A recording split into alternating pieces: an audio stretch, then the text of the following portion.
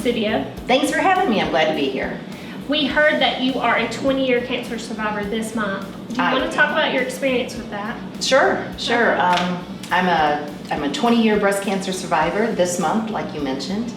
It was a day before I turned 33 that I was diagnosed. And if you don't think that doesn't turn your world upside down, it does.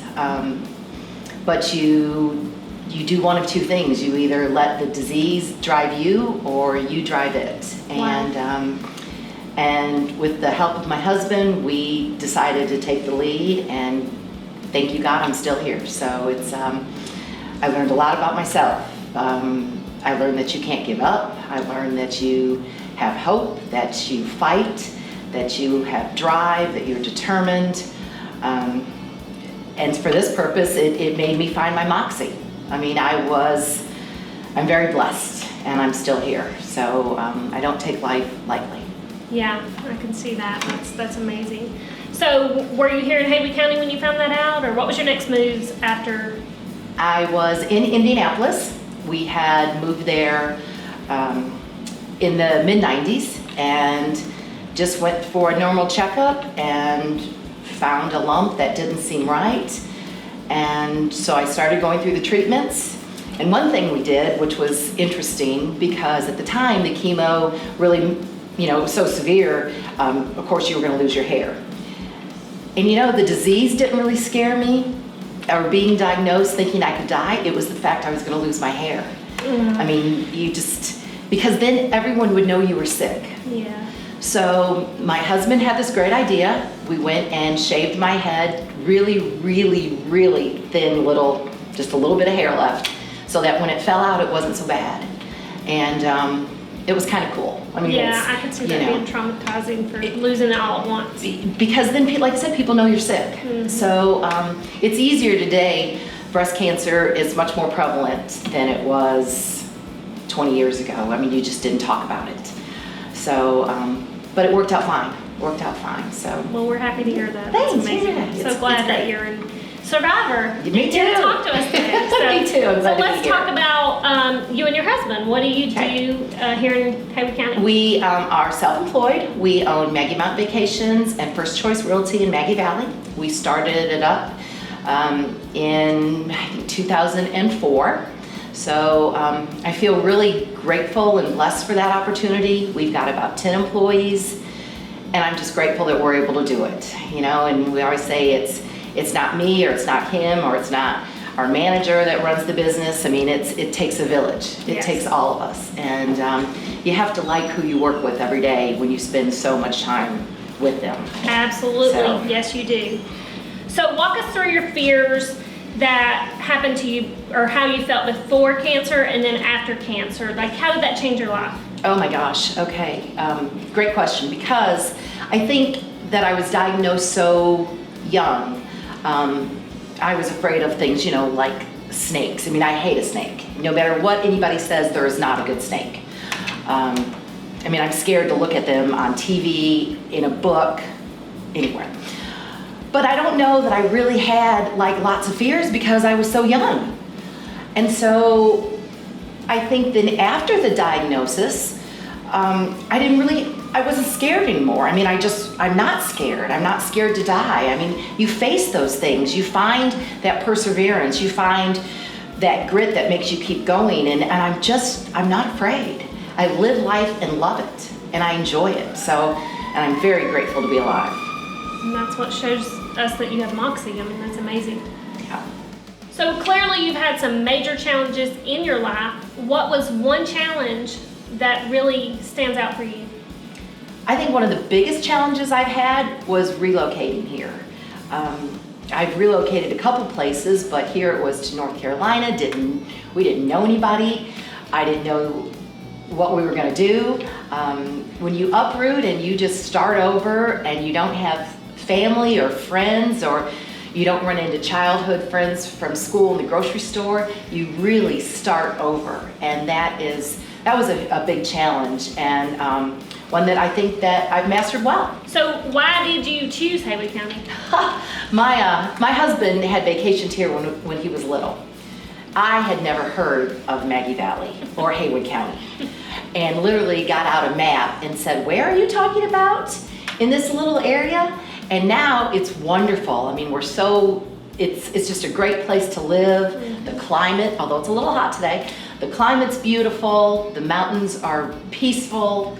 It's a great place. So do you get out and enjoy the mountains? Like what do you do? A couple years ago I discovered hiking. Some friends got me into that, and that has challenged me beyond anything I thought I could do. I never played in the dirt as a child, and here I am hiking out in the mountains. And if you run across a bear looking at you, oh yeah, Did that happen to you? It's happened twice where I've seen bears. Did you just walk away? You make a lot of noise and you back up, but I don't hike alone. So, yeah, that's been interesting. That's definitely taken me out of my comfort zone, pushing me beyond limits that I thought, which may not seem like a lot to a lot of people, but I'm not really much of an outdoorsy girl in the woods, and no, that makes sense. It's very peaceful. So what does your future look like? What do you have plans, and what's going on in the next 10 years of your life, maybe? We travel a lot, so that is always good. That helps, I think, when you have flexibility in your job, that come and go. We don't have children, so there's the pros and cons of that, and one of the pros is that we can pick up and go when we want to. So I don't know that we'll ever, quote, retire. I don't really sit idle. I have a lot of energy, so I think we'll always be doing something. So we'll just have to see. Future is bright. Good. Do you have any pets? We don't anymore. Oh, no. I know.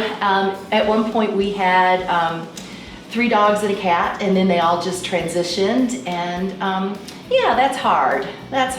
Yeah. But we have some great pets. So you're telling me that you're very open to try new things, and you got into hiking. So what would be a superpower that you would like to have? Gosh, if I could have a superpower, boy, I'd love to be able to see the future and know what's coming, and maybe be better prepared for whatever's out there. I hear that. But that's not going to happen. So. Right. So with that not happening, what is your superpower now?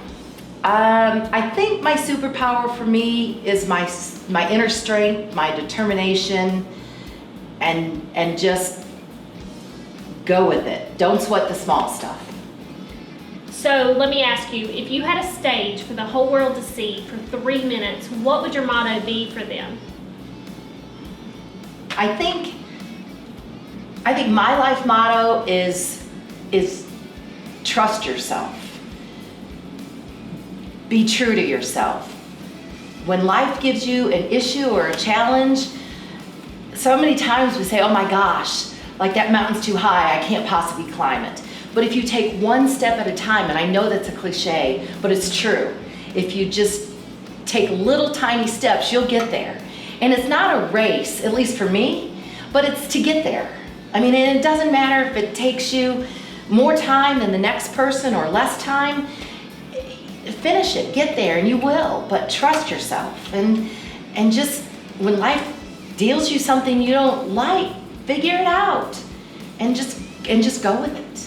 How do you feel when you hear that people say they can't do something? Like, I can't do this. So I hate that because I think a lot of people just don't think they can. They just think, oh, it's just too much for me.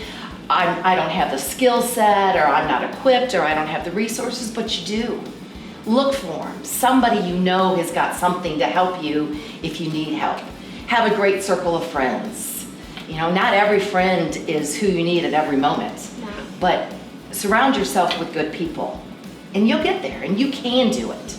Just don't sell yourself short. I think about Haywood County, and I think about the kids that were born and raised here. What advice do you think you could give to them for the future? Like, what advice do you give for younger readers that are reading and watching this video? I think people have a misconception about Haywood County. If you're born and raised here, so many people can't wait to leave here. The grass is always greener. Get to the big city. But Haywood County is beautiful. Stay here. Follow your dreams. Follow a passion. open a business. There's lots of opportunity here. Just don't go think that you've got to go outside of the beautiful area to leave and find your dream. It's right here. Stay here, find it, you'll get it. That's beautiful advice. I love that. Myra, thank you so much for being here and letting us interview you. We learned so much about you, and we are just so honored that you are. She's got Moxie for August, and we hope that you've enjoyed it too. Thank you so much for having me. You're It's welcome. been a great time.